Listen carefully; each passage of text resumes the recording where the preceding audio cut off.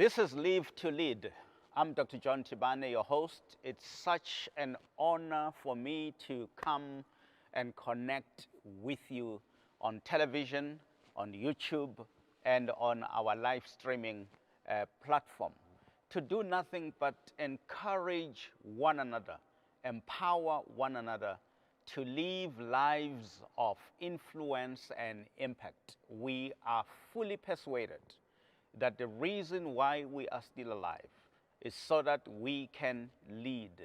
And by leading, we're not talking titles and positions, but we are talking influencing and impacting our generations with such an impact that will outlive us and outlast us, which means that even future generations are going to benefit to whatever impact we shall have made. So welcome to this yet another segment of Live to Lead. We want to honor Bishop Endin Klapo, who has given us this opportunity to participate in this television channel. Bishop Endin Klapo is the visionary and the founder of GNF, God Never Fails Revival Church, and we are honored to be in this platform. In this segment, we're going to be talking about the leader's teleological focus. The leader's teleological focus. The word teleological basically meaning that human beings are teleological, which means that human beings tend to be futuristic. We always do things today in preparation for tomorrow. In other words, we're always looking forward to tomorrow. We always hope that tomorrow will be better than it is today. This therefore means that if a leader is to be effective and to be influential and impactful to the people that he or she is leading, the leader must also be teleological in focus. In other words, the leader must also be futuristic. And that is why we're going to be talking about this aspect of a leader being futuristic, a leader being obsessed with tomorrow. Obviously not neglecting the challenges of today, but actually being concerned about tomorrow. And if a leader does that, a leader is most likely to be followable. In other words, it is easier to follow a leader who has tomorrow in mind. So I want us to read the words of King Solomon with regards to the future. They are going to put that now on the screen for you to see the verse we are going to be reading. Ecclesiastes chapter 7, verse 8. The Bible says, and King Solomon speaking here, the end of a thing is better than its beginning. The patient in spirit is better than the proud in spirit. Let's read that verse again. Ecclesiastes chapter 7, verse 8. The end of a thing is better than its beginning. The patient in spirit is better than the proud in spirit. We are going to be focusing more on the first segment of the verse, but of course don't forget the second segment, which really is challenging us to be patient about life, because there is a tomorrow. But the first segment says the end of a thing is better than its beginning, which means that if we get into some project, if we get into some initiative, or we embark on some endeavor of any kind, we need to know that that particular project is going to have all kinds of challenges as you go on. But the end of it is better than the beginning. The end of a project, the end of an initiative, the end of the journey, the end of an adventure is better than the beginning of it. And if that is the case, it means that as leaders, we need to begin the journey with the end in mind, and actually making sure that we are pulling the focus of our followers onto the end of that journey. So, there are four things that I want to be talking about today on this teleological focus of a leader. And I call these the four virtues of leadership. The four virtues of leadership. It is vision, will, wisdom, and credibility. Vision, will, wisdom, and credibility. And if you read these four virtues in that clockwise manner, starting with vision, it would read as follows, and when you read it, it actually is a definition of leadership. So I would say leadership is having the vision to see the future, having the will to affect the future, having the wisdom to affect the future correctly, and having the credibility to attract others to the future. So let's read that again, clockwise, as a definition of leadership, but giving us the four virtues of leadership, which really make or characterize a teleological leader. Leadership is having the vision to see the future, having the will to affect the future, having the wisdom to affect the future correctly, and having the credibility to attract others to the future. So let's talk about this thing briefly, starting with the first one, vision. Having the vision to see the future. A teleological leader, once again, is a kind of a leader who is futuristic. In fact, there is no way in which you can be a leader and you are not teleological. And once again, teleological meaning if you are not futuristic, because leaders always begin the journey with the end in mind. They always have the big picture or the bigger picture. It is really managers who are more focused on today, but leaders are really focused on the future. So the first part of being teleological is vision, having the vision to see the future. Leadership actually begins with you having the vision of the future, having the ability to see the future. I often say that if there is no place called there, and the only place we have is the place called here, then leadership is unnecessary. Let me say that again. If there is no place called there, and the only place we have is the place called here, then leadership is unnecessary. Why am I saying that? You see, leaders exist to take people or organizations or entities or nations from a place called here to a place called there. And if that is the case, and it is the case, it therefore means that what really authenticates you as a leader is really having the vision to see the place called there. Because if you have not seen the place called there, where are you taking your people to? In other words, you need to have a clear mental picture of the future you desire, the future to which you are taking your people. In other words, you need to have a clear picture of the promised land. And that is why that is a very important virtue of leadership. The very first virtue of leadership is vision. Having the vision to see the future. It begins there. If you are teleological, and you must be teleological, in other words, you must be futuristic, because you are leading your people from the present to the future, And that begins with you having the capacity or the ability to see the future, having the vision to see the future. The second virtue of leadership, which is really teleological leadership, is the will. Having the will to affect the future. Having the will to affect the future.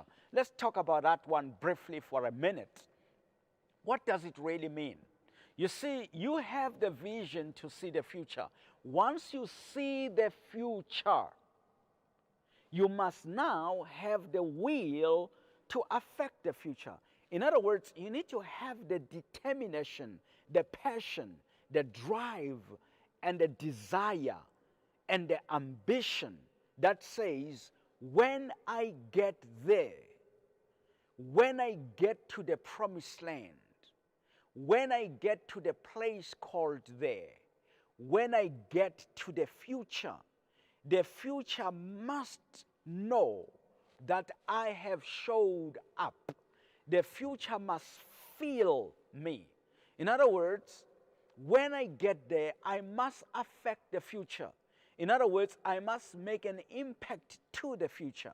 In other words, the future can't remain the same once I show up. That's what I mean by having the will to affect the future. In other words, the future must know that somebody special has come. What it really means is you see the vision today. You see the vision of the future today. You have the picture of the promised land long before you get to the promised land. But what that means is right now, even before you get there, you must have the will, the desire, the determination to make an impact when you get there. Which means that you must start preparing yourself today to have the skills that are necessary for you to affect the future. So imagine that your vision shows you that the future is full of milk, grapes, and honey. Let's imagine that your promised land is full of milk, grapes, and honey. You see that future today, but you are still in the land of oppression, or you are in the desert. There's no milk, there's no honey, there's no grapes where you are. But your vision shows you that where you are going to, there is milk, honey, and grapes. What you need to do is, whilst you are still in the land of oppression or in the desert where there is no milk, honey, and grapes, you must start working on yourself to get the skills that are necessary for you to turn the milk into cheese, to turn the grapes into wine, and turn the honey into jam when you get there. Because if you don't do that, when you get to the promised land full of milk, honey, and grapes, you are going to die of hunger in a place full of milk, honey, and grapes, because when you get there, you don't have the skills to turn the raw materials into the food that you need. This is a tragedy that has happened to our country, South Africa, and as a nation, where we find that our forefathers, they saw a new South Africa, the promised land, full of gold, platinum, and diamond. And South Africans finally showed up in that promised land called the new South Africa, full of gold, platinum, and diamond. But South Africans are dying of hunger in a place full of gold, platinum, and diamond. Why? South Africans don't have the necessary skills to turn the gold into jewelry. All we can do is to dig the gold, and after digging the gold, we send it to a place called Switzerland. And Switzerland is known as the capital of gold.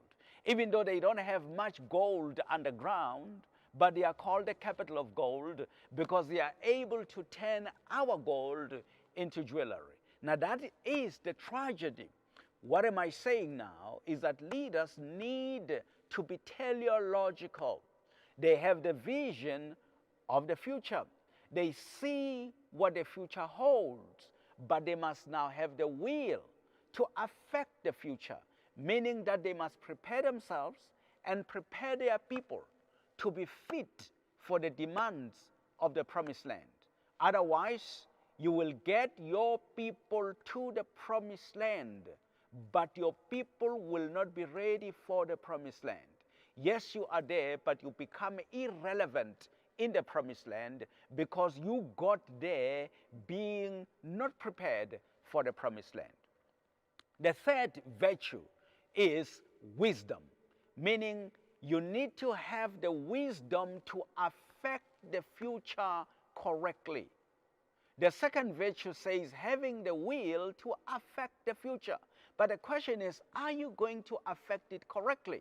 So wisdom is what makes it possible for you to affect the future correctly. Having the wisdom to affect the future correctly.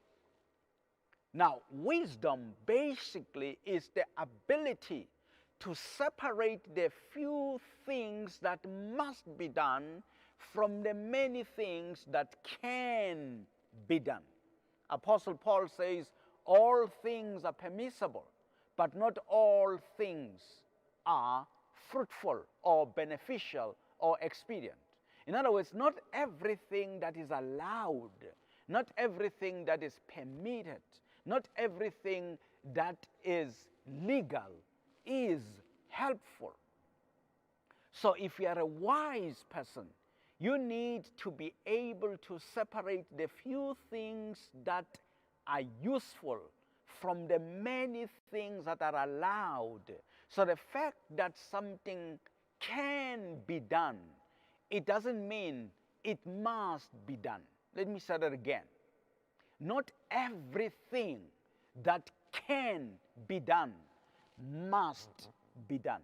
You need wisdom to separate the few things that must be done from the many things that can be done. So when you get to the promised land, have the wisdom to affect the future correctly. Here is an example. Atoms, which are the smallest units of matter, atoms, they are created by God. But guess what? You can turn the atoms into an atomic bomb and kill people. You are not using the atoms that are created by God correctly. But you can use the same atoms to create nuclear energy that will give us light, electricity. The same atoms which someone may use wrongly to be destructive can be used correctly. So what am I saying? People put things at your God puts things at your disposal. He's got a future for you. It is full of milk, honey, and grapes, or whatever it is in the future. You can get there and mess up, or you can get there and become very useful. That takes wisdom for you to affect the future correctly. And lastly, the fourth virtue of a teleological leader is credibility. Having the credibility to attract others to the future. Having the credibility to attract others to the future. So briefly, what is this about? You have the vision to see the future. And then you have the will to affect the future. You have the wisdom to affect the future correctly. But watch this. You are not getting to the future alone. Because if you are getting to the future alone, in other words, if there are no people following you, Nelson Mandela says, you are not leading, you are just taking a walk. So yes, you have got this great vision of how the future looks like, and we're excited about it. And then you begin the journey of getting there, preparing yourself to affect it, to affect the future, making a difference in the future, and making sure that you've got the wisdom to affect it correctly. But then you must have the credibility to attract others to the future. Attracting others to the future. In other words, you must be followable. Have the credibility to attract others to the future. Not to pull others to the future, not to push others to the future, but to attract them. In other words, you need to be magnetic. In other words, people must follow you because they want to follow you, not because they must follow you. You are their only pastor. You are their only CEO. You are their only premier. You are their only president. You are their only HOD. So people don't have a choice but to follow you. No. They must follow you not because they don't have a choice, but they must follow you because they want to follow you. They must follow you because it's exciting to follow you. They must follow you because it is wonderful to follow you. You have done so much remarkable things that actually they want to follow you. So be the kind of a leader who will be easy to be followed. But what will this take for you to be teleological? It takes 4 things. Having the vision to see the future. Having the will to affect the future. Having the wisdom to affect the future correctly. And having the credibility to attract others to the future.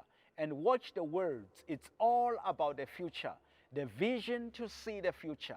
The will to affect the future. The wisdom to affect the future correctly. And the credibility to attract others to the future. Why? The end of a thing is better than its beginning. The reason why you must be futuristic, the reason why you must be teleological is because the end of a thing is better than its beginning. The end of your organization is better than its beginning. The end of the journey is better than its beginning. The end of the project is better than its beginning. The end of an initiative is better than its beginning. The end of the adventure is better than its beginning. And you, the leader, you are leading people in this organization to the end of the organization. You are leading people to the end of the adventure, to the end of the project, to the end of the initiative. And because the end of it is better than the beginning of it, you better be teleological. You better be futuristic, having the vision to see the future, having the will to affect the future, having the wisdom to affect the future correctly, and having the credibility to attract others to the future. If you do that, you have a teleological focus, and I tell you, it will be easy for people to follow you. It will be exciting for people to follow you. People will enjoy following you. Until we meet next time, remember, you are supposed to live a life of influence and impact. Don't forget to join us every Thursday, 3 o'clock. That's what we do. It's all about leadership. God bless you, and God bless South Africa.